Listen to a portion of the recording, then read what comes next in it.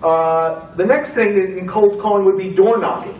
Now this is good for foreclosures, but you can, if you like a neighborhood, you can do the old, hey, I was talking to Joe down the block. Did anyone ever had someone come up to the door and try to sell them something? All the time, right? Everything from punch your lawn to, here's the Book of Mormon. All right, and they all have a commonality the way they sell. I was talking to your neighbors over there, and they bought because they want people to be part of a crowd. That's the sales mentality. So same thing. You start with, hey, I was talking to Joe down the block, and they don't know Joe down the block. Nobody knows anybody except for themselves and the neighbor next door, right? Well, I got busted on that one. Which house? Joe? Joe who? I don't know any Joe. The house over there. Like the brown house next to the green one. That one? No, the one. But most times people don't know who Joe is. So your neighbor Joe down the block said that you might know some people in this neighborhood who are looking to sell a house because my wife and I are really looking to buy a house in this neighborhood. Same conversation, like we're going to be neighbors. Oh yeah, so-and-so over there tried selling his house for like 2 years and he couldn't sell it, or so-and-so just died, or so. It takes a lot of door knocking to get that, and it's a little friendlier because they're not in foreclosure. You're not addressing a difficult issue, so you can try that. Just practicing your skills and getting good at it. Once you get good at it, then you can go knock on foreclosure doors because those are the tough ones. Those are the tough ones. First of all, dress appropriately. Not too nice and not too sloppy. You want to look professional, but not a suit, especially in a lower end neighborhood. Okay, khakis, like Joe's got that shirt, with his company name on it, perfect. Or like a polo shirt that has your company logo on it, perfect. Okay. Go at different times because the odds of catching someone at home are about 3 in 10. Okay, so go at different times. Try the same. Get a list of foreclosure people in a certain neighborhood. Knock on the door Saturday morning, Tuesday afternoon, Friday early. Try for like 2 or 3 different times to see if you can catch them in. Most times you won't. Bring in a partner of the opposite sex with you. That takes people, especially if you're a guy. Because if there's a woman at the door and you're a dude knocking, strange dude knocking, they don't want to let you in, and for good reason. Okay. But if it's the opposite, if you're a female and there's a dude, he's like, hey, female. I haven't had one of those in my house in a long time. They're going to be a lot nicer. However, if you're a couple, it's less intimidating because most people don't think of being scammed by a couple. They're being scammed by a man for sure. Less so a woman, less so a couple. Or 2 women is fine too. Just when there's more than one person, it just seems a little less intimidating to people for some reason.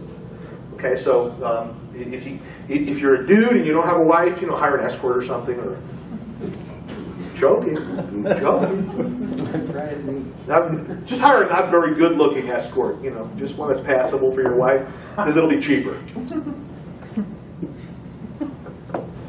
And then your wife won't get mad that you hired an escort, because she's not a good-looking escort.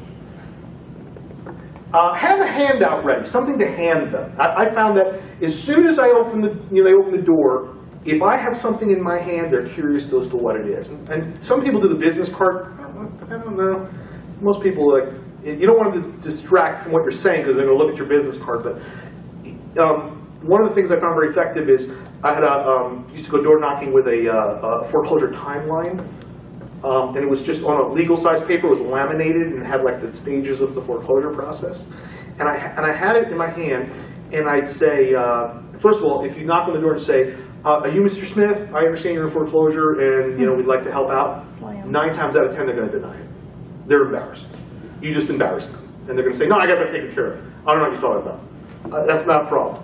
I already talked to someone about it. It's already fixed. Don't do that, because you're just going to humiliate them. You want to get on their side. So first thing that I thought the best way to say it is, are you Bob Jones? Hey, Bob. My name's Bill, and I understand your neighbor Joe over there told me you're having a problem with your bank. You bet I'm having a problem with my bank. That's different. Then he gets pissed. Better to be pissed than embarrassed. But he's not pissed at you. Who's he pissed at? The bank. Well, Joe, maybe we can sit down and figure out something we can do with this bank. Let me ask you a question.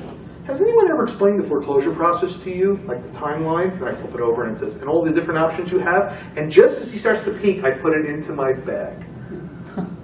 because he wants to grab it and look at it. No. Put it in the bag, say, you know what? Do you have 15 or 20 minutes sometime later this week? We can sit down, you and your wife, and we can discuss, what to expect and what your options are, and see if there's anything we can do to get you through this problem. No pressure. So I'm not trying to force somebody in the house and get them to sign the deed. You can't do that legally anyway anymore because of the foreclosure protection laws. So the only purpose of the conversation is to do what? Get the appointment. Now, I said it was 15 to 20 minutes. That's the only time in business it's acceptable to lie. How long the sales call is going to take. Because it's not going to be 15 to 20 minutes. It's going to be an hour and a half. But if I said, listen, Joe, you got an hour and a half on Thursday to go talk about your problem? So it's okay to say 15 or 20 minutes because you know it's not going to be 15 or 20 minutes. If you don't think that's okay to lie about, then don't. Tell them it's an hour and a half and see what happens. It may last 15 or 20 minutes, who knows? So, no pressure. I softened the conversation. I didn't embarrass him. I got him curious about the process, and he started looking, and I put it away. And I'll bring that with me to explain. Because if you hand him something, they'll say, well, give me that, and I'll look at it and call you back. Bye-bye. Never hear from you again. Now,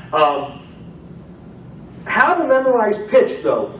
You should practice it, test it, something that be yourself, but you need to memorize that first 15 seconds, because you got 15 seconds to get the door slammed in your face. And most people don't do that, by the way. I've never had my door, someone slam the door in my face. I've had people say, listen, I'm not interested, and then close the door. But I didn't know when slam the door in my face. Anyone ever had their door slammed, or someone pull out a shotgun? You had a shotgun pulled on you? Well, you were from Texas, that's different. Everybody has a shotgun in Texas. I had somebody let his German Shepherd out after me. Wow. That was one the day before the sale. I was just trying to preview the house. You were just trying to preview the house? Through the window? Well, I knocked on the door. He just opened the door and let the dog after He you? ran to the back to get his dog. He said, I'm letting my dog out. He did. Oh, well. At least he warned you. But I found most people, probably 80% of the time, as long as you don't embarrass them with the foreclosure thing, most people are pretty nice. And you know what the odd thing is? 80% of the time, nobody else has knocked on their door. Most people don't do that. They mail letters, and they get no response, and they give up. So if you're going to do foreclosures, if you're going to do a mailer, follow it up with a door knock. Now, 90% of the time, I don't say 90% of the time, maybe 70% of the time, they're not going to be home, or they're not going to answer the door. Don't leave your business card, and don't leave a brochure. They're going to throw it out. You leave a Post-it note, a yellow Post-it note. It said, Joe, Bill here, need to talk, number. They don't know what it's about, and it's personalized. In fact, you may want to pay someone to just slap those Post-it notes before you even go out knocking, if you're too lazy to go out knocking, and see who calls. And people call it. What's this about? I'm not sure. Who are you? Help me out. That's an old sales ploy. Look vulnerable, like you're in trouble. People want to help. Say, gee, I got your number on my desk, Joe. And for the life of me, I can't remember where I got it from. I'm really embarrassed. My boss is going to kill me. Can you help me out here? How did I get your number? I don't know. Well, did you call on one of my letters or something? No. Do you have a house? Yeah.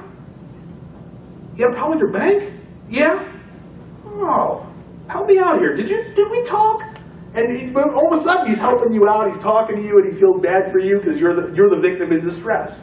It's amazing when you do that. People do respond to that, as opposed to coming off strong and slick and commanding. People get intimidated by that. When you're in trouble, they get less intimidated and they want to help you. Does that make sense? And the personalized Post-it, that works. I found really well. If you're going to leave something, leave a Post-it. Don't leave anything else. We've tried door hangers, tried brochures, tried business cards, and nobody calls back. Post-its, they call. A lot of people do call on the Post-it.